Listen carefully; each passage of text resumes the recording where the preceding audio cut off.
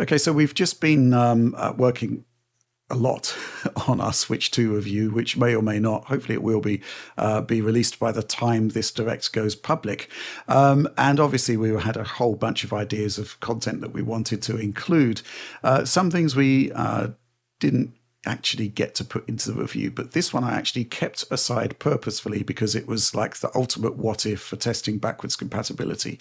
Now, back in the day, one of the most infamous videos that we've ever produced was John's review of Ark Survival Evolved on Nintendo Switch, which is a game that was so bad that the studio Wildcard actually shelved it, withdrew the code, and put out a much better version of the game. And but obviously that game was just so bad on Switch 1. What would happen if we ran it on Switch 2? Does it actually exist anymore, bearing in mind that Ark is effectively an online game? Well, I decided to find out, and here it is. It's kind of like the mosquito held in amber in Jurassic Park. Perfectly preserved on this Nintendo Switch cartridge is the original version of Ark Survival Evolved. And guess what? It does work. Even though it is an online game, it does have a single player portion, and it does still work. And it was an interesting exercise in, first of all, revisiting that complete disaster just to see how bad it was. And then secondly, to see what Switch could do. And Switch 2 can do, rather. And Oliver, the original version, it's quite something, isn't it? It is quite something. It is quite something. It was quite an atrocious port. I mean, you can kind of see it in Rich's footage here, where it's just dropping frames all over the place like nobody's business. It's running at extremely low resolutions. I think at one point in handheld mode, I counted some footage off this game for a piece I did it at like 144p. So it got criminally low resolution for a modern title. That's not something we would expect this side of a Game Boy of some variety. It would also stutter quite badly. If you're looking through this footage, we can see big stutters. I think over 300 millisecond stutters here. They're pretty massive. On that frame you can see by the fact that, first of all, I've had to use the PC grid to contain the frame times, and secondly, I've had to expand the range of the frame time grid significantly to various 100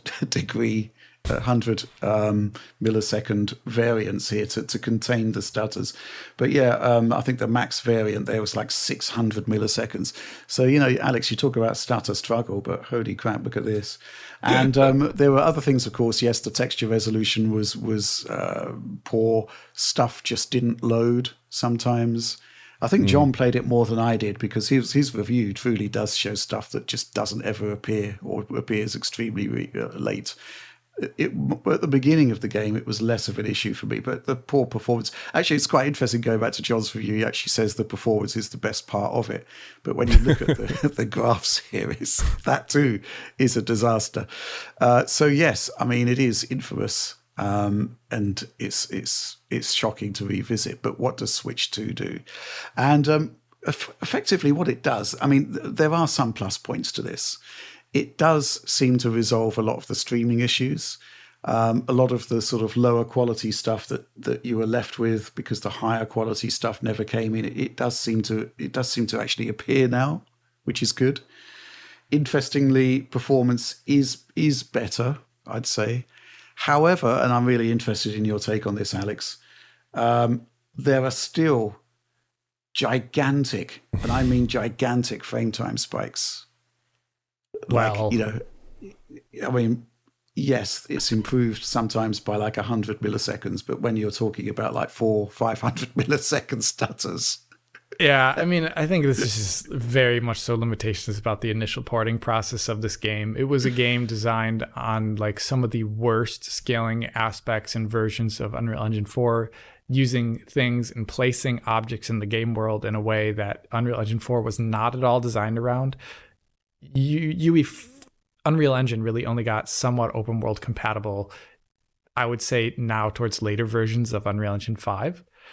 And even then, the whole entire point of my Witcher interview in Poland was them talking about how they had to change so much of the engine to actually make it performant in open world scenarios. So this is all pre all that. So I see it a lot of times, like when we talk about stutter struggle, I always, when I get a new CPU, I do a how much smaller does it make a stutter test a couple times. Right. And, Yeah. you know, like when I got like 9800X3D over 7800X3D or, you know, 1200K to 7800X3D, I could measure like 50 milliseconds improvement maybe for a stutter between those generations of CPUs. But if it's already in excess of 200 or something like that, it really doesn't matter, right? It's still massive. That's why the issue of frame time hitches in general is such a big issue, because it completely annihilates the concept of a hardware upgrade, because it's still there. It's just slightly smaller. And the perception issue of it really doesn't change. If someone smacks you in the face a little bit lighter instead of, you know, harder like they did earlier, you're still going to notice it, right? So, yeah, in this case, we're just seeing the limits of Switch 2's hardware and something that was so poorly programmed in the first place. This doesn't bear anything on Switch 2. I think it just shows how poorly this game was made. I've just measured one of the stutters here, 410 milliseconds on Switch 1 and 480 milliseconds on Switch 1 and 410 milliseconds on Switch 2. That sounds like a hardware gen upgrade for stutters, like I've seen in the past. Yeah. But that's, you know, when you're talking about a CPU that's notionally so much more performant than Switch 1, that's not great. I mean, if it was like half of that, you'd be happy, wouldn't you? Yeah, I mean, it could be falling into some other issue, like it just runs out of cache or something like that. You know, like there's just limits to these mobile processors. Yeah. Now, the other thing I did was, I mean, this is the version of the game that you can't play anymore unless you're completely mad like me and search out a cartridge copy of the game. If you owned the game digitally, you got automatically upgraded to a port made by Grove Street Games, I believe. And it is a lot better. And I did actually take a look at that one as well with a head-to-head comparison. And there were frame rate drops in the. I mean, it's basically a lot better.